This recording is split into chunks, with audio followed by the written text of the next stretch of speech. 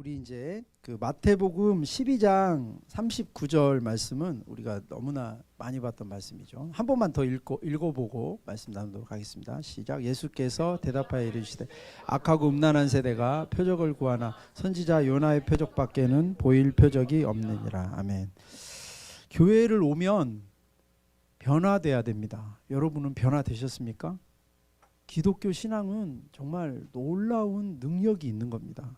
그렇기 때문에 우리가 이 복음을 증거하고 이 복음을 증거하는 일에 우리의 인생을 걸기도 합니다. 예. 그러다가 이제 성장하다가 정체가 와서 멈추는 사람도 있습니다. 그렇지만 진짜 생명이 있는 사람은 그걸 뚫고 나갑니다. 예. 예. 만약에 정체가 오고 다운이 돼서 세상을 나가서 잠깐 우리가 어려움을 겪어 나갈 수는 있지만 나가서 안 돌아온다. 그 사람은 신자라고 보기 힘듭니다. 예. 신자는 세상에 나가서는 살 수가 없는 사람입니다. 왜냐하면 세상을 알아버렸으니까요. 예.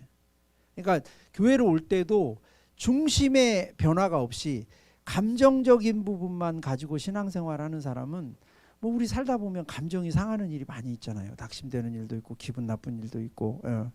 그러면 그 사람은 도로 마찬가지가 되죠. 왜 이렇게 변화가 더디기도 하고 또 변화가 없냐? 제가 항상 얘기하지만 중심까지 가는 변화가 없기 때문에 그렇습니다. 감정의 변화만 있고 중심의 변화가 없을 때 자기가 자신에게 속을 수가 있습니다. 그래서 여러분 감정에게 속지 마십시오. 신앙생활을 하면서 물론 뜨거운 감정들이 올라옵니다. 그러나 그것은 사실을 바탕으로 한 감정이어야 되고 여러분들이 정말 중심으로 예수를 주인으로 믿을 때 그런 뜨거운 마음들이 있는 거죠. 그래서 이제 성경에서 우리에게 계속 얘기해 주는 게 그거예요. 베드로의 사건을 우리가 많이 말하잖아요. 베드로가 정말 주를 위해 죽고 싶었잖아요. 근데 못 죽었잖아요. 도망갔잖아요. 예. 근데 그게 우리에게 말해 주는 게 뭐예요? 예. 정말 우리가 갖고 있는 이 신앙이 실체가 있냐? 실체의 반대말은 뭐예요? 허상이에요. 허상. 정말 요란한데 뭔가 눈물을 흘리는데 뭔가 교회에서 뜨거운데 정말 나가서도 그러냐? 현장에 가서도 나는 신자냐? 가정에 가서도 나는 신자냐? 현장과 우리가 이제 어떻게 보면 여기는 연습장이라도 어떻게 보면 볼 수 있어. 어떤 측면에서 보면 여기는 훈련장이고 현장은 신앙의 현장은 교회가 아닙니다. 사실은 신앙의 현장은 여러분의 삶의 현장이에요. 아까도 이렇게 잠깐 보니까 내가 어저께 얘네들 막 연습한 걸 봤거든요. 진짜 잘하더라고요. 근데 오늘 은상이가 약간 처음에 지금 그러니까 뭐냐면 그걸 나는 느끼거든요. 은상이 왜냐면 제가 떤 것 같아. 그러니까 뭐냐면 우리가 해보면 누구나 아는데요. 아니 제가 웃자고 하는 얘기인데 운동이 됐건 뭐 음악이 됐건 현장에 가보면 만만치 않다는 걸 느껴요. 우리는 얘네들 정말 준비 많이 하더라고요. 예. 반주만 한 1시간 제가 준비하는 걸 봤어요. 근데 정말 야, 이 정도면은 되겠구나. 근데 이제 우리의 현장 이런 공연장 또는 시험 준비를 한 사람도 나 이 정도면 정말 완벽. 근데 시험장에 가보면 갑자기 멘붕이 딱 오는 거. 나 분명히 준비했는데. 그러니까 현장은 그렇게 냉정한 거예요, 여러분. 그래서 여러분 신앙생활을 할 때 계속 현장 속에 가보면서 현장과 나의 신앙과의 계속 피드백이 있어야 돼요. 예. 정말 어쩔 때는 보면 야, 이 정도면 됐지. 다른 사람한테 얘기는 안 하지만 야, 이 정도면 부활 엄청 반복했지. 나 이제 정말 예수가 주인인 거 확실히 믿지. 근데 여지없이 현장에 가보면 너무 내 신앙이 보잘것없고 막 그런 걸 느낄 때 어떤 자괴감마저 들어요. 도대체 난 지금까지 뭐 한 건가. 막 정말 안 좋죠. 근데 좋았어요. 우리가 이제 그런 거 마음에 두면 안 돼. 나도 그런 경험이 있는데 엄청나게 연습해갖고 했는데 삑살이 나면 나 지금까지 뭐 한 거지? 막 진짜 기분이 정말 안 좋거든요. 근데 이제 그걸 하나님 받으신 거죠. 연습하고 이런 거. 너무 잘했어요. 너무 잘했고. 근데 어쨌든 여러분 신앙이 실체가 있는가? 그거는 삶 속에서 나타나는 거예요. 그래서 이제 우리가 제일 많이 쓰는 단어가 뭐예요? 직면이잖아요. 직면. 예. 그런 거를 반대말은 직면의 반대말은 외면이에요. 외면. 외면해도 돼요. 애써 나의 실력을 외면하면서 나 실력 좋아. 나 괜찮아. 그렇다고 해서 사실이 바뀌는 건 아닙니다. 여러분 사실 위주의 사람이 돼야 됩니다. 그래서 우리는 여러분 삶 속에 삶의 많은 도전들을 경험한 사람들이 삶이 강인해져요. 왜냐하면 도전을 겪으면서 자기 한계를 절감하거든요. 아, 내가 아직도 멀었구나. 이게 그 순간에는 되게 비참하지만 좋은 거예요. 저는 우리 성도들을 보면서 가끔 상담을 하면서 어떤 난관에 부딪힌 사람들을 봅니다. 굉장히 막 눈물을 흘리는 분도 있고 굉장히 고통스러워요. 근데 저는 사실 대부분은 되게 좋게 생각해요. 야, 커지려고 하는구나. 강해지려고 하는구나. 야, 이제 한 단계를 넘어가는구나. 저게 반드시 와야지. 전 그런 생각이 들어요. 그게 안 오면 본인의 한계를 못 느낄 거예요, 아마.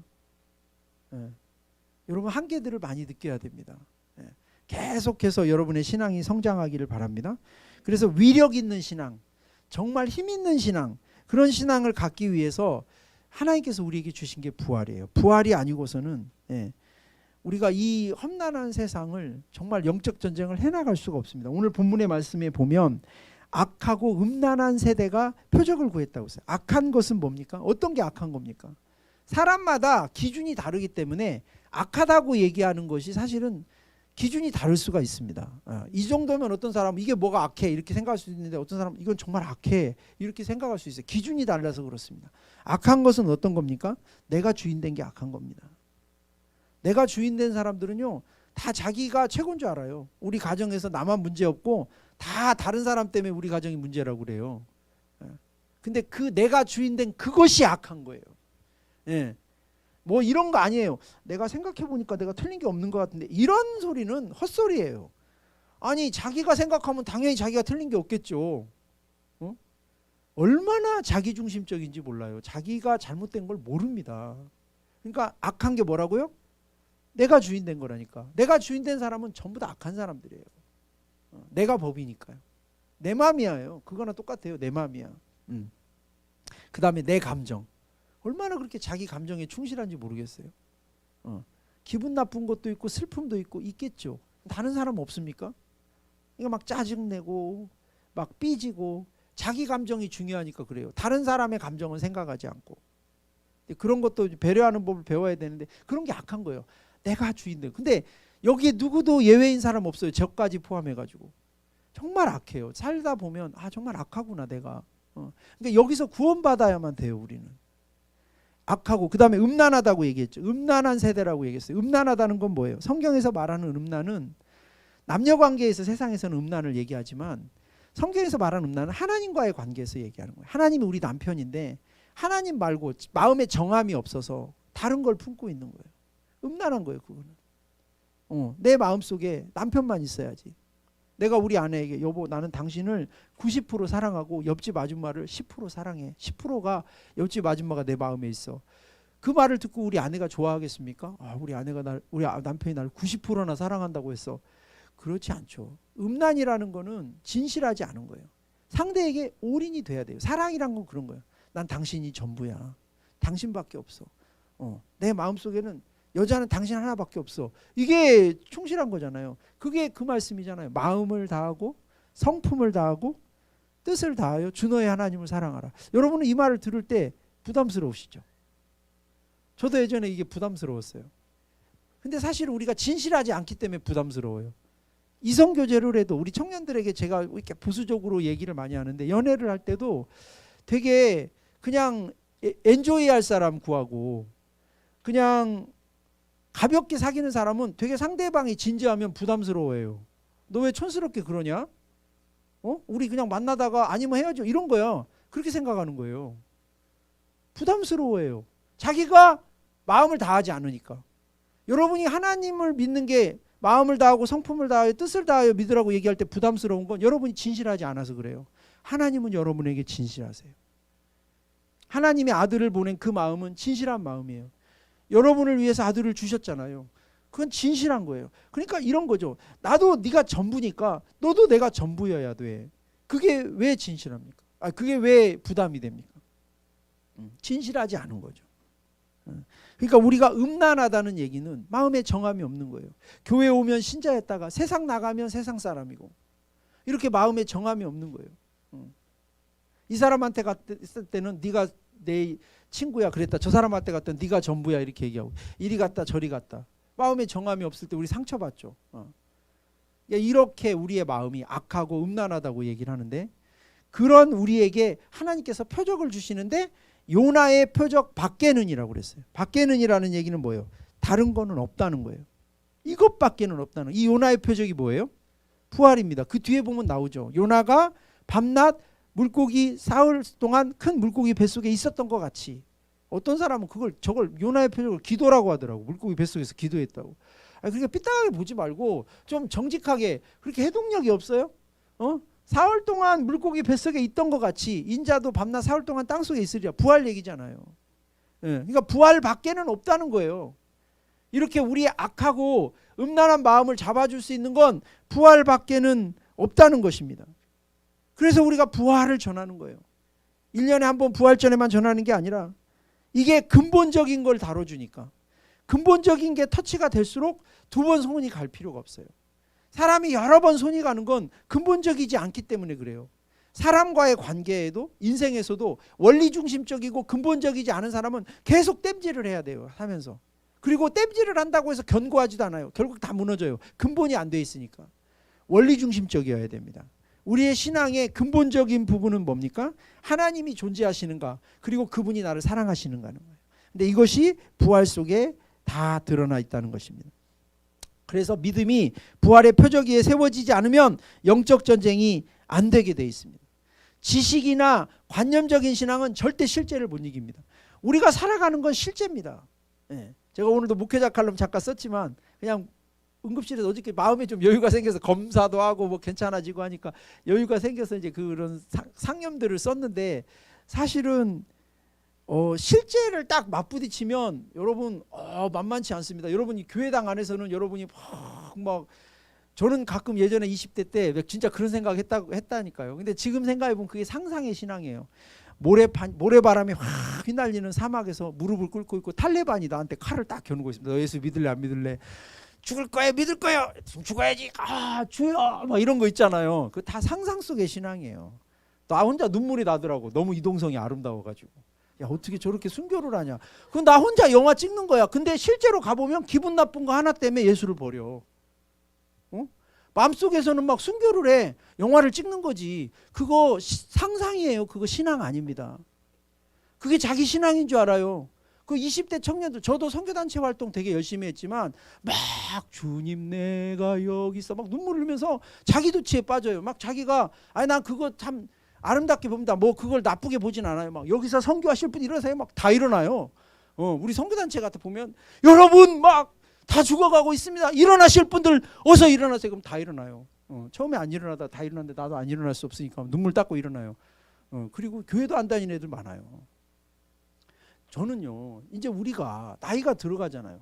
이제 우리 장난 그만 치고 실제적인 걸 하자는 거예요. 나의 신앙에 실체가 있냐는 거예요. 실체가 있냐. 여러분의 신앙에 정말 실체가 있어요? 교회를 10년 다녔고 난 20년 다녔고 껍데기 내버리고, 저는 가끔 그런 생각을 합니다. 내가 정말 천국에 가서 여러분을 만나면 여러분이 저한테 뭐라고 목사님 오셨네요? 그 자매님 정말 거기서도 그럴까요? 거기서도 제가 목사일까요? 제가 천국에 가서도 여러분을 만나면 거기서도 목사일까요? 아니에요. 그러니까 목사는 나는 그걸 진짜 내려놔야 돼. 목사들이 착각하는데 무슨 천직이고 무슨 뭐 그렇게 생각하는데 그냥 기능적으로 이 일을 하는 거예요. 여러분과 똑같은 형제예요. 똑같아요, 여러분하고. 지옥 갈 수도 있고. 그러니까 거품 빼고 계급장 띄고 내 민낯, 내 실체, 내 진짜 실력, 장식품 띄고, 진짜 그런 거. 여러분 교회도, 여러분 참 우리 교회가 작은 교회지만 나는 그런 거 봐요. 성도들이 막 큰 교회 찾아다니시는 분들 중에 교회가 크면 자기 신앙도 큰 줄 아는 분들이 있어요. 절대 그렇지 않아요. 오히려 안 좋은 부분들이 난 더 많은 걸로 알고 있어요. 사람이 많으니까 정말 좋은 분들도 있죠. 큰 교회에는 사람이 많으니까. 그러나 실제로 봤을 때는 굉장히 신앙적으로 문제가 있는 분도 상당히 많습니다. 교회가 크다고 그 사람 신앙도 큰 건 아니에요. 학원이 크다고 뭐 그 학생도 수준이 높습니까? 그건 아니에요. 작은 학원 다니는 애가 훨씬 더 공부 잘할 수도 있는 거고. 그러니까 실체가 뭐냐 이거예요. 실제적인 이 생각을 해야 되는 겁니다. 그래서 관념적인 신앙, 상상의 신앙 버리고, 그래서 우리가 정말 믿음을 가져야 되는데 그게 뭐냐면 이 부활하신 예수님을 통해서 오는 신앙이에요. 사실의 마음 원그림 좀 보여주세요. 사실에 뿌리 박은 신앙. 정말 예수님의 부활이 일어났기 때문에 하나님이 살아계시고, 그래서 우리가 믿는 모든 것이 마음 위에, 저 십자가는 신앙을 상징합니다. 마음 위에 세워진 게 아니라 사실 위에 세워진 거. 그러니까 내 환경이 막 내 아내가 응급실에 누워 있을 수 있고, 내가 막 암이 걸릴 수 있고, 진짜 가보면요 만만치 않다니까요. 내가 이렇게 말하지만 절대 정죄하지 않을 겁니다. 왜? 뭐 아까 얘기했죠. 은상이가 막 이거 딱 할 때 난 그걸 알았어요. 해보니까 알아요. 우리는 제가 떨었구나, 이걸 딱 알거든요. 그걸 누가 비난하겠어요? 비난할 수도 없는 거고, 그냥 귀여웠죠. 그냥 저는 웃으면서. 근데 정말 여러분들이 삶 속에 가서 막 헝클어지는 모습 보면 어떤 사람, 목사님 저한테 실망하셨죠, 이렇게 하시는 분 있어요. 제가 실망할까요 안 할까요? 안 해요. 왜? 나도 인간이니까 잘 알아요. 트름 해본 사람은 트름 알아요. 방귀 껴본 사람이 방귀 뀌는 거 아는 거예요. 내가 그걸 모르겠어요? 왜 저런데 넘어지나? 그럼 너는 안 넘어지냐? 너는 가면은? 응? 그런 거죠. 여러분, 그러니까 우리가 정말 만만한 게 아니거든 이게. 그래서 준비돼 있어야 돼요. 누구 이제 말처럼 구명조끼를 물에 빠졌을 때 안 입어줍니다. 입고 있어야 들어갔을 때 안 빠지는 거지. 정말 어떤 상황이 오면요 정신이 하나도 없어요. 그때 부활 잡으려고 하면 안 잡아집니다. 정신이 없어서 하얀데 뭐가 잡아지겠어요. 평상시 이 부활의 사실 위에, 이 말씀의 사실 위에 서 있어야 됩니다. 그래서 하나님께서 이 땅에 오셨다 가셨을 때 우리 김성로 목사님 하는 얘기가 뭐예요? 죄 문제만 해결해 놓고 가셨겠냐 이거예요. 예? 이 부활이라는 건 뭐예요? 이 부활하신 이분이 하나님이라는 거고, 십자가에 달리신 이분이 그냥 사람이 아니라 하나님이었다는 거죠. 그 십자가 또 만약에 달린 그림 또 보여줘. 반복입니다. 반복. 여러분, 옛날에 십자가 형벌은 절대 특별한 게 아니었습니다. 저렇게 너무나 흔한 거였고, 너무나 지저분한, 어떻게 보면 사람들은 짜증난다, 또 십자가야? 그럴 정도로 저렇게 흔해 빠진 거였어요. 십자가 하나만 가지고는 우리 예수님의 사역을 절대 설명할 수 없습니다. 저 중에 부활하셔야 하나님인 거예요. 그래서 부활하셨기 때문에 여기서 흘리신 피가 그냥 죄수의 피가 아니라 하나님의 피구나. 그래서 우리의 모든 문제를 해결하셨다는 겁니다. 그래서 이제 오늘 제가 이 주보에 짤막하게 얘기하겠습니다. 시간이 없으니까 5가지 문제를 평상시 항상 얘기하는데, 부활이 우리에게 주신 것이 있는데 그게 뭐냐면 죄와 죽음의 문제를 해결했다는 겁니다. 이 얘기는 뭐냐면 영원한 세계가 있다는 거예요. 누구도 죽어보지 않았기 때문에 정말 막상 죽음 앞에 서면 두렵습니다. 교회에서는 여러분들이 정말 뭐 잠시 세상에 내가 살면서 항상 찬송 부르다가 날이 저물어 오라 하시면 영광 중에 나아갈 것처럼 여러분들이 찬송가를 하시지만, 실제로 죽음 앞에 서보면 엄청 무섭습니다. 엄청나게 무서워요. 정말 막 이가 떨려서 말이 안 나올 정도로 그렇게 여러분이 죽음 앞에 서도 무섭고, 여러분이 정말 소중하게 여기는 사람이 죽음 앞에 서는 것도 무서워요. 저 사람을 잃어버릴까 봐. 장난이 아닌 거거든요. 히브리서 2장 14에서 15절에 보면, 자녀들은 혈과 육에 속하였음에 그도 또한 같은 모양으로 혈과 육을 함께 지니심은 죽음을 통하여 죽음의 세력을 잡은 자 곧 마귀를 멸하시며 또 죽기를 무서워함으로 한평생 배어 종노릇하는 모든 자들을 놓아주려 하심이니. 사람들이 되게 막 죽음 앞에 큰 소리치지만 실제로 깊은 곳에 들어가 보면 어느 한 사람도 예외 없이 다 죽음을 두려워해요. 전부 다 죽음에 대한 두려움이 있습니다. 겉으로 폼 잡는 것 뿐이에요. 안 무섭다고 폼 잡는 거예요. 그렇게 생각하시면 돼요. 그냥 그거 따지지도 마세요. 그냥 웃어주세요. 난 죽음이 안 무서워. 막 그러면 그래, 대단하시네요. 웃으면 돼요. 그러나 실제로 가보면 죽음이 두렵지 않은 사람은 한 사람도 없습니다. 좀 소심해갖고 막 거기에 벌벌 떠는 사람이 있고 조금 그거 견디는 사람이 있을 뿐이지, 여러분 이 문제를 어떻게 넘어가겠습니까? 보장이 돼야 됩니다. 보장이. 그냥 두려워하지 말아라 이런 정도 갖고는 안 되고 정말 보장이 돼야 됩니다. 죽음이 안 무서워야 됩니다. 떨어져도 안 죽어야 됩니다. 우리 그 공중근에 옛날에 서커스 하시는 분들 보면 그 사람들은 떨어지는 사람들이 아니에요. 그러니까 서커스를 하죠. 근데 밑에다 그물망을 쳐놓고 합니다. 왜냐하면 떨어져도 안 죽는다는 그 마음이 더 이거를 잘하게 하거든요. 원래도 안 떨어지는 사람이지만 우리가 죽자는 얘기가 아니라 죽음에 대한 문제가 해결이 돼야 됩니다. 근데 하늘과 땅의 모든 권세를 가지신 분이 이 땅에 오셨다 가셨습니다. 부활을 통해서 이분이 누군지를 우리에게 보여주신 거죠. 그래서 죽은 자와 산 자의 주가 되셨다고 그랬잖아요. 예수님께서 부활하셔서. 그죠? 그래서 우리가 이제 이 부활을 볼 때 믿음이 생기는 거예요. 부활이 사실이 아니든지 그러면 모르겠지만 부활이 사실인 이상은 우리가 정말 생명같이 이걸 붙드는 거예요. 다른 건 모르겠어요. 다른 거 다 모르겠어요. 죽어봐야 알지 그걸 어떻게 합니까? 근데 예수님이 부활하셨기 때문에 그래서 우리는 정말 담대함을 갖는 거예요. 죄와 죽음의 문제가 해결됐구나. 내 죄의 문제가 해결됐구나. 죄도 내 죄가 다 용서받은지를 어떻게 합니까? 우리가 확인할 길이 없잖아요. 예를 들어서 얼굴에 뭐 묻은 거는 거울을 보면 알죠. 안 닦였구나. 닦였구나. 어느 정도 지워졌구나 알잖아요. 근데 여러분 죄가 얼마나 지워졌는지 여러분은 알겠습니까? 몰라요. 그냥 믿음으로 아는 거예요. 예수를 믿으면 죄 용서해 주신다고 했지. 이게 부활을 통해서 확증하는 거예요. 그리고 달려나가는 거예요. 미련 없이. 죄와 죽음 문제가 해결된 줄 믿습니다. 두 번째로 마귀의 일을 멸하셨다는 거예요. 요한일서 3장 8절에 보면 죄를 짓는 자는 마귀에게 속하나니 마귀는 처음부터 범죄함이라. 하나님의 아들이 나타나신 것은 마귀의 일을 멸하려 하심이라. 그래서 제가 정말 우리는 거룩한 싸움을 해요. 저는 예수 믿는 것에 대한 자부심이 있습니다. 그리고 목회하는 것에 대한 굉장한 프라이드가 있어요. 왜냐하면 이건 사람을 살리는 일이니까. 그래서 바울이 그랬잖아요. 로마서 1장 16절에 내가 복음을 부끄러워하지 아니하노니. 이 말은 무슨 말이에요? 자랑스럽다는 얘기예요. 여러분 복음이 자랑스러우십니까? 크리스찬인 게 자랑스러우십니까? 그래야 됩니다, 여러분. 나는 정말 이 복음이 자랑스럽다. 왜? 이 복음은 모든 믿는 자에게 구원을 주신, 누구라도 이걸 믿으면 구원을 받으니까, 누구라도 이걸 믿으면 살아나니까 나는 정말 여러분들 그리고 또 교회에 대한 자부심도 있길 바랍니다. 그래 전도가 되는 거예요. 나는 우리 교회가 자랑스럽다. 왜? 이 교회가 사람을 살리니까, 우리 교회에 오면 사람들이 살아나니까, 인생이 살아나니까 나는 우리 교회가 자랑스럽다. 나는 이 복음이 자랑스럽다. 그래서 이것이 마귀의 일을 멸하게 하는 겁니다. 그래서 정확히 이걸 나와 있는 이 구절이 누가복음 4장 18절에서부터 19절 말씀이죠.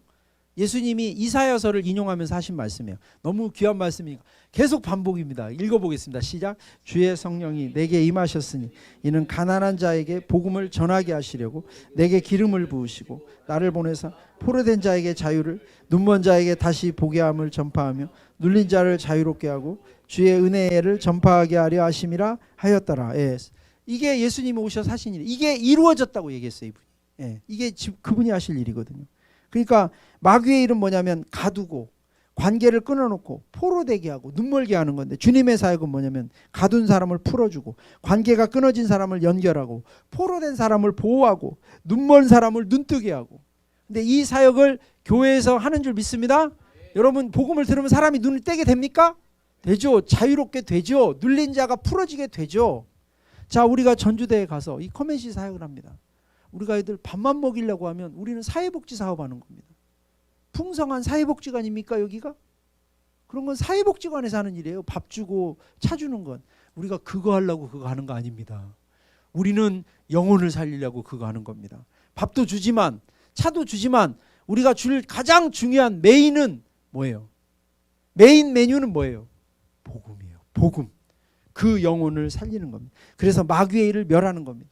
그 인생에 들어와 있는 마귀의 일을 그 가정에 들어와 있는. 그래서 우리는 가정들을 봅니다. 어떤 사람들이 오면 가정을 봐요. 그 한 사람만 왔지만 너네 아버지는 어떤 분이냐, 너네 어머니는 어떤 분이냐, 당신의 남편은 어떤 분입니까? 우리 교회는 안 왔지만 이 사람 한 사람을 통해서 그 가정을 변화시키고자 하는 꿈을 갖습니다. 이건 대단히 보람 있는 일이고 만만치 않은 싸움입니다. 여러분 우리가 성령 충만해야 됩니다. 우리가 세상을 살려냅시다. 너무나 귀한 일입니다. 사람으로 한번 태어나서 가장 가치 있는 일이 뭡니까? 영혼을 살리는 일입니다. 응? 다른 사람에게 생명을 주는 일입니다. 우리가 무엇이 있어서 그걸 할 수 있겠습니까? 그런데 우리 주님께서 우리에게 복음을 주셔가지고 이 일을 할 수 있도록 하셨고 우리에게 군대를 주셨어요. 풍성한 교회 공동체. 공동체 없이 일을 어떻게 합니까? 커맨시를 공동체 없이 어떻게 합니까? 혼자 어떻게 합니까? 이거를 혼자 어떻게 전주대 사역을 합니까? 못합니다. 그러나 여러분 공동체와 함께라면 할 수 있어요. 여러분 어떤 분야든지 여러분들이 들어가서 개척해 되십시오. 공동체가 함께 들어가겠습니다. 여러분 가서 그쪽에서 교두보를 마련하십시오. 공동체가 나중에 여력이 되면 그쪽에 들어갈게요. 같이 함께 할게요. 그래서 함께 사람을 살려내는 겁니다. 우리는 이 땅에 이 일하러 온 겁니다. 여러분. 그러니까 재미 같은 거 추구하지 마세요. 의미를 추구하세요. 의미가 재미예요. 재미만 추구하면 공허하다니까. 재밌는 거 막 이런 사람도 봤어요. 세상에 너무 재밌는 거 많이 하니까 이제 시시하대. 이제 더 놀 게 없대. 이런 사람도 얘기 있더라고 보니까. 그래요 여러분. 원래 무엇이든지 여러분 밥도요 많이 먹으면 나중에 고통스럽잖아요. 한두 번이 맛있지 두 그릇 세 그릇 네 그릇 이제 더 계속 먹으면 어때요? 고통스러워요. 물도 처음에 먹는 물이 맛있지 두 잔 세 잔 네 잔 나중에 고통스러워요. 미치겠어요 진짜. 그만 마셨으면 좋겠어요. 예, 그런 거예요. 왜 그래요? 혼자만 먹지 말라고 하나님 그렇게 만들어 놓은 거예요. 나누라고. 어느 정도 아마 사람이 100그릇도 먹으면 아마 부자들은 1000그릇씩 먹을걸. 많으니까 나누라고 그렇게 한 거예요. 저는 이렇게 생각해 봐요. 저는 이렇게 여러분 보시면 뚱뚱하지도 않잖아요. 근데 이제 뭐 고혈압 뭐 이런 얘기를 해요. 그래서 내가 그 생각, 하나님이 나이 들면 나누고 살려고 이렇게 구조를 만들어 놨구나. 젊을 때는 이게 젊은이들 키우는 게 장년들의 일인 것 같아요. 장년들 때는 우리도 참, 나 진짜 우리 장년부들 보면서 요새 은혜를 많이 받아요. 진짜. 우리 장년들 진짜 너무 자랑스럽고 너무 귀한 것 같아요. 이런 장년들이 어디 있어요? 우리 청년들이 이렇게 품고 이렇게 해나가는. 응? 근데 이제 우리 때는 어쨌든 넉넉하든 어쩌든 다음 세대 키우고 이러면서 보람을 느끼고 재미를 느끼고 여기서 성취감을 이런 나는 그런 나이라고 난 봐요. 그러니까 막 치킨 같은 거 나 20대 때는 안 그랬어요. 지금 목사님 드세요. 그럼 니네 많이 먹어라. 제가 조금 이제 필 받았다 하면 3조각 정도 먹으면 필 받은 거예요. 보통 한 조각 먹거나 아니면 안 먹거나. 그래야 돼. 원래 그 나이에요. 내가 처음에 써봐 이러면은 이거는 모자란 거고 이거 오래 못 살아요. 과식하면 오래 못 살아요. 내려놓으라 이거예요. 인생이 몸이 구조가 그런 거예요. 내려놓고 이제 나이가 들면 양보하고 젊은 사람한테 자리 내주고 그러라는 거예요. 난 그렇게 생각해요. 하나님 그래서 그렇게 만들어 놓지 않았나 그렇게 생각해요. 우리가 지금 50대 때 20대 같이 식욕이 왕성해봐. 막 기찬이 보면서 시험 들지. 저 자식 왜 이렇게 많이 먹는 내가 먹어야 하는데. 이거 아니잖아요. 애들 먹는 거 보고 흐뭇하고 그런 나이예요. 제 나이는. 아이들 막 맛있게 먹는 거 보고 흐뭇하고 그런 나이예요. 이게 기쁨이고 또 대신에 사랑과 존경을 받는 나이죠. 이 나이 때 같이 나누면서. 너희들은 많이 먹고 건강하고 씩씩하고 웃어주고 너희들이 웃으면 우리가 행복하잖아. 우리 젊은 애들 보면 얼마나 힘이 납니까? 이렇게 함께 같이 살아가는 거예요. 이게 풍성한 삶이에요. 풍성한 삶. 요한복음 10장 10절에 보니까 도둑이 오는 것은 도둑질하고 죽이고 멸망시키는 건데 예수께서 오신 것은 우리에게 뭘 주신다고요? 생명을 얻게 하고 풍성한 삶을 주신다. 풍성한 삶이라는 건 물질의 얘기가 아니에요. 물질은 풍성하다고 안 해요. 부자는 풍성한 게 아니에요. 관계적인 거고 영적인 걸 얘기하는 거예요. 부자이면서도 정말 궁핍할 수가 있어요. 돈이 아무리 많다고 배부르지 않아요. 우리는 돈이 안 많아봤으니까 잘 모르죠. 인기가 아무리 많다고 해서 인기는 관계가 아닙니다. BTS 팬이 100만 명 있어도 BTS는 외로울 수가 있어요. 그건 관계가 아니니까. 인기지 그건 관계가 아니에요. 관계라는 건 그 사람하고 나하고 구체적으로 맺는 걸 얘기하잖아요. 인격적인 거. 이거는 헌신이 들어가지 않고는 안 맺어지는 거예요. 내가 노래를 좋아해서 좋아해 주는 사람은 나하고 관계 맺은 사람이 아니에요. 거래하는 거죠. 그 사람은. 유대인 그래서 연예인들이 초조한 거예요. 인기 떨어질까 봐. 팬클럽이 막 수십만 명이 돼도 외로운 거예요. 그런 건 외로움은 그런 걸로 채워지지 않아요. 절대로. 내가 돈이 많아서 내 옆에 비서들이 수십 명이 있고 나를 수행하는 사람이 아무리 많아도 그 외로움은 채워지지 않아요. 그건 관계로 채워지는 거고 영적으로 채워지는 거예요. 하나님과 관계를 맺고 사람들과 관계를 맺으면서. 그래서 어떻게 보면은 나는 저 서울 경기도 사람들이 진짜 불쌍해요. 돈은 많고 위치는 어떻게 높을지 모르지만 다 외로운 사람들이라고 생각해요. 헌신하지 않으면 외로움은 채워지지 않습니다. 여러분 지금 장년부들 잘 사는 거예요. 여러분 잘 사는 겁니다. 우리가 지금 살아가는 게 정말 건강하게 사는 거예요. 이건 진짜 건강한 거예요. 서로를 위해서 헌신하고. 예?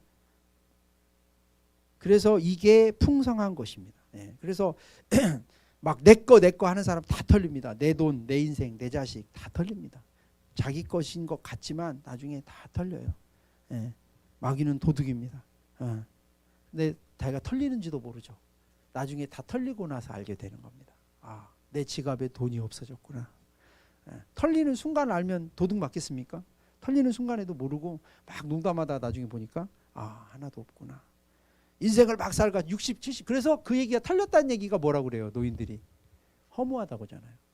허무하다, 허망하다. 그 얘기 듣고 느끼는 거 없으세요? 우리보다 먼저 몇십 년 앞에 가신 분들이 그렇게 말을 하면 좀 느끼셔야 할 거 아니에요. 근데 똑같이 그 길을 가는 거예요. 참 나는 인간들이 어리석다는 생각을 듭니다. 지혜롭게 배우십시오. 앞서 가신 분들이 그거 진리는 아니에요. 허망하다는 얘기가 무슨 진리겠습니까? 근데 그건 삶의 진실을 담고 있기 때문에 일견 진리일 수가 있어요. 해결책은 아니지만. 그러니까 여러분들은 그렇게 살지 마세요. 예. 내 자식, 내 인생 요거 하나만 붙잡고 사는 사람은 반드시 외로워집니다. 반드시 버림받습니다. 왜냐하면 여러분도 계산적으로 살았기 때문에 여러분 주변에 있는 사람 다 계산적인 사람들이니까 자식까지도 버림받을 겁니다. 저주가 아니라 사실입니다. 관계를 맺으시면서 사십시오. 예. 그리고 그런 관계 맺는 법을 모르겠으면 공동체에서 배우세요. 사랑하고 헌신하고 거기서 관계가 맺어지는 겁니다. 그리고 옛사람을 못 받고 새 피조물로 살게 하셨습니다. 고린도후서 5장 17절에 보면 누구든지 그리스도 안에 있으면 새로운 피조물이라 이전 것은 지나갔으니. 많은 사람들이 제가 사역하면서 보면 이전 것이 안 지나갔어요. 저기 뭐 지나갔다고 그랬잖아요. 안 지나갔어. 이어령 교수님이 지난번에 부활 영화에서 참 그 얘기를 했어요. 난 참 그게 인상 깊었어요. 그분이 이런 표현을, 참 그런 지식인들은 문학하시는 분이잖아요. 참 언어의 마술사 같아요. 참 그렇게 말씀하시더라고요. 상처하고 상흔에 대해서 얘기했죠. 상처는 뭐예요? 내가 예전에 깊이 베인 자국, 찔린 자국. 근데 지금도 아파. 상처가 있는 사람은 예민합니다. 왜냐하면 누가 이걸 닿으면 굉장히 아프니까 막 인상을 쓰고 예민하게 굽니다. 여러분 예수를 믿으면 이런 상처가 아물어야 돼요. 그래서 아물은 상처를 뭐라고 그랬어요? 이어령 교수님이 상흔이라고. 상흔은 이제 만져도 아무렇지도 않아요. 누군가 보면서 그 자국 왜 그래? 칼에 깊이 베었었어. 너무 많은 피가 났었지. 지금은 아무렇지도 않아. 이게 상흔이에요. 상흔을 가진 사람은 다른 사람의 아픔을 공감하면서 자기에 대해서는 관대할 수가 있어요. 만져도 돼. 자기를 내줄 수가 있어요. 근데 아직도 상처에 있는 사람은 다른 사람의 상처는 공감하지만 얼마나 나를 세우는지 몰라요. 이게 교회에 와서 예수를 믿고 새로운 피조물이 돼서 예전 것이 지나가야 되는데 아직도 안 지나갔어. 여전히 불신하고 여전히 남이 다 미워한다고 생각하고 예전에 배신을 당한 거죠. 이해해요. 너무 배신을 많이 당해서 믿을 수 없다는 걸 이해합니다. 당신들의 부모가 여러분들을 아프게 해서 그렇게 한다는 걸 이해합니다. 저는 영적인 부모잖아요. 청년들을 보면서 그래요. 가끔은 막 나를 세우는 애들이 있어요. 막 고슴도치같이. 이해가 가요 저는. 근데 이제 예수 믿으니까 이제는 조금 좀 날도 좀 무뎌지고 좀 이제 하나님 앞에 좀 꺾여지고 이래야 되는데 계속 나를 세워요. 아직도 치유가 안 된 거예요. 어떻게 보면 새 피조물이 안 돼서 그럴지도 몰라요. 이전 것이 지나가야 됩니다. 그래야 새로운 삶을 살죠. 과거에 매여 있으면 어떻게 새로운 삶을 살겠어요? 계속 불신하고 끊임없이 막 열등감을 느끼고 끊임없이 적대적이고 어떻게 그 사람을 품겠습니까? 힘들잖아요. 그러니까 여러분들 저 문제를 갖고 기도하세요. 하나님, 내가 새 피조물이 된 예수님을 주인으로 믿고 내가 주님의 자녀가 되는데 나의 과거 상처, 과거에서부터 여러분 자유해지기를 원합니다. 그래서 옛 버릇이 끊어지고 여러분들이 옛날의 감정들이 끊어지는 것은 공동체 안에서 계속 직면하면서 기도하면서 말씀으로 치고 나가야 됩니다. 뭐 구체적인 얘기를 여기서 시간이 없어서 다 못하죠. 그런 얘기들을 우리가 같이 평상시 때 하니까. 다섯 번째, 저는 뭐 이 얘기 너무 많이 강조했죠. 공동체, 이건 정말 하나님의 선물입니다. 여러분 정말 세상에요 이런 공동체 없습니다.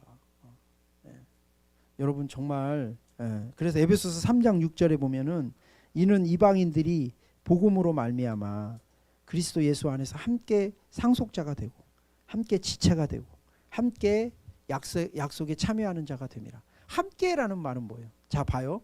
우리가 지금 제가 20년 동안 교회를 해왔잖아요. 또 이제 여러분들은 중간에 합류하셨죠. 이제 막 10년 될 때 합류하신 분, 15년 될 때 제가 목회할 때 이렇게 하고 하다가 이제 한번 예를 들어 보겠습니다. 올해 은상이하고 시우가 왔어요. 쟤네들은 지금까지 우리가 교회 한 거에 하나도 한 게 없지만 얘네들이 이제 함께 와서 그걸 누리는 거예요. 우리가 했던. 그리고 이제 은상이도 막 하겠죠. 제가 이제 15년, 20년 이렇게 해가면 또 뒤에 오는 애는 우리가 해놓은 걸 또 누리는 거예요. 그러니까 걔는 진짜 좋죠. 그냥 안 하고도 누리니까. 근데 여러분들도 계속 그것도 마찬가지. 걔도 또 하면서 이렇게 합류하면서 좋아지는 거예요. 얼마나 좋아요. 함께 그냥 너는 지금까지 한 거 없으니까 빠져. 이거 우리가 한 거야. 넌 이거 자격 없어. 그게 아니라 어서 와, 어서 와. 우리가 차려놓은 밥상 어서 같이 하자. 그리고 나도 은혜 받고 또 함께. 그러니까 신앙의 원칙은 함께입니다. 함께. 앞으로도 우리가 수많은 사람을 함께하기 원합니다. 외롭고 힘들고 아픈 사람들 어딘가 있잖아요. 지금 그 사람들하고 함께하는 거예요. 야, 우리 함께 상속자가 되고 함께 지체가 되고 함께 약속에 참여하는 자가 되자. 싫어. 나는 구속되기 싫단 말이야. 바보가 바보. 에이, 바보야. 바보. 이렇게 함께 있는 게 자유인지도 모르고 이게 함께 있는 게 보온지도 모르고 밖에 있는 게 자유인 줄 알아. 밖에 막 폭탄이 떨어지고 막 밖에 막 사람들이 막 총 쏘고 다니고 막 칼로 찌르고 다니는데 사람들 어떤 사람이 난 이 건물에 갇히기 싫어. 자유할 거야. 그러고 나가면 걔가 자유한 겁니까? 갇힌 겁니까? 걔는 공포로부터 자유할 수가 없어요. 이 안에 들어와야 이 공간은 짧지만 안전하잖아. 자유하잖아. 누가 날 찌르지 않으니까. 여기서 누가 나 총 쏘지 않으니까. 여기서 누가 나 폭탄 터뜨리지 않으니까. 여기는 안전하잖아. 근데 그렇게 생각하는 거예요. 갇혀 있다는 거죠. 여기. 갇혀 있다는. 저 넓은 세상에서 막 폭탄 떨어지는데 칼 맞으면서 다니는 게 자유인가 봐. 그게 자유인가? 그렇게 생각하면 그걸 자유로 여기면 그렇게 살아야지. 그러니까 참 안타깝습니다. 함께 해야 됩니다. 함께. 그러니까 이건 믿음의 문제예요. 믿음을 가진 사람만 함께 할 수 있습니다. 예. 그래서 여러분들 예수를 누리고, 예. 그래서 갈라디아서 데살로니가전서 5장 10절에 뭐라고 했어요? 예수님께서 우리와 함께 살기 위해서 같이 읽어보겠습니다. 시작. 예수께서 우리를 위하여 죽으사 우리로 하여금 깨어있든지 자든지 자기와 함께 살게. 나 정말 너무 좋아요. 함께 사는 거. 함께 사는 거. 그리고 예수님과 우리가 어떻게 함께 사느냐. 예수님이 이렇게 형제자매들의 모습으로 오는 거예요. 우리 주변에. 예. 하은이가 예수님은 아니에요. 기찬이가 예수님은 아닌데 예수님이 이 안에 계시잖아요. 예수님이 이렇게 눈에 보이지 않는 하나님이 형제자매들의 모습으로 공동체라는 모습으로 내 옆에 와서 나와 함께 해주는 거예요. 여러분이 고아였든지 여러분이 뭐 아빠가 폭력 있는 아빠든지 여러분이 남편이 막 정말 이상한 사람이든지 여러분 부인 진짜 이상한 사람 상관없어요. 왜냐하면 여기에 남편도 있고 아내도 있고 하나님이 우리의 남편이 돼주시고 하나님이 우리의 아내가 돼주시고 하나님이 우리의 자녀도 돼주시고 여기 우리의 이렇게 형제자매들의 모습을 통해서 우리에게 오는 거예요. 하나님이 이렇게. 네. 이해하실란가 모르겠어요. 그런 거 있어요. 하나님이 보이지 않는 하나님이 이렇게 우리 형제자매들의 모습으로 오는 거예요. 가끔은 제가 우리 가족이 같이 나오는 친구들 보면 얼굴을 보면 엄마의 얼굴도 있고 아빠 얼굴도 있어요. 그 사람 안에서 그 엄마의 냄새가 나고 성품의 냄새도 나고 아빠의 냄새도 나요. 그러듯이 여러분 속에 예수의 향기가 나잖아요. 하나님은 우리와 공동체 형제자매들을 통해서 함께 하시는 거예요. 물론 내 안에도 함께 하시지만은 우리 형제자매들의 모습으로 함께 하는 거예요. 아직 뭐 도둑질하고 이런 사람들 아직 우리 형제 아니고 그 사람 아직 형제 아닙니다. 같이 여기 있는 거지 형제 아니에요. 그 사람은. 그 사람 형제 아니고 형제는 그런 짓 안 해요. 형제가 어떻게 다른 사람에게 아픔을 줍니까? 그건 아직 형제가 아니니까. 근데 여기 있는 거죠. 그냥. 원래 그런 거예요. 원래 예수님 12제자 중에도 예수님 팔아먹는 놈이 같이 밥 먹고 잠자고 같이 있었잖아요. 예. 마지막에 정체를 들은 같이 살았잖아요. 여러분 앞으로 막 누구를 판단할 필요도 없고 우리 앞으로 살아가면서 분명히 우리 교회 안에 우리를 막 아프게 하는 사람 있을 수 있어요. 괜찮아요. 원래 그런 거예요. 함께 사는 거예요. 그러나 바다는 큰 물은 물을 가리지 않습니다. 예. 뭐 이런 더러운 걸 가리지 않아요. 너무 크니까 바다같이 정화시키고 그죠? 우리가 크니까 하나님의 은혜가 크니까 뭐 그런 작은 일탈들 그런 것들을 그냥 품고 가는 거예요. 지가 좋아지면 좋은 것이고 아니면 튕겨 나가는 것이고 함께 하면서 이렇게 가는 거죠.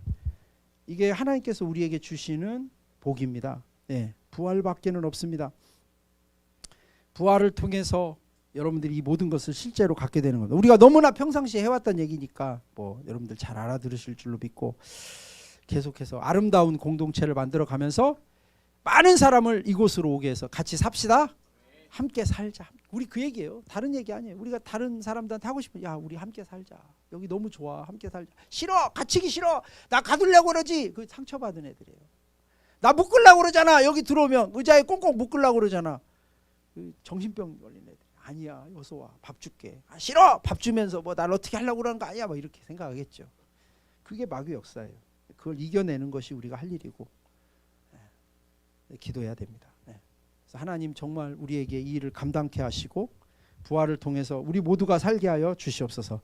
기도하는 우리가 되기를 원합니다. 기도하겠습니다. 감사드립니다. 우리가 충분히 예수님의 유업을 누리고 또 우리가 이것을 많은 사람에게 나눌 수 있는 풍성한 부활 공동체, 많은 사람들을 살려내는 하나님의 귀한 비밀병기로 설 수 있도록 인도하여 주시옵소서.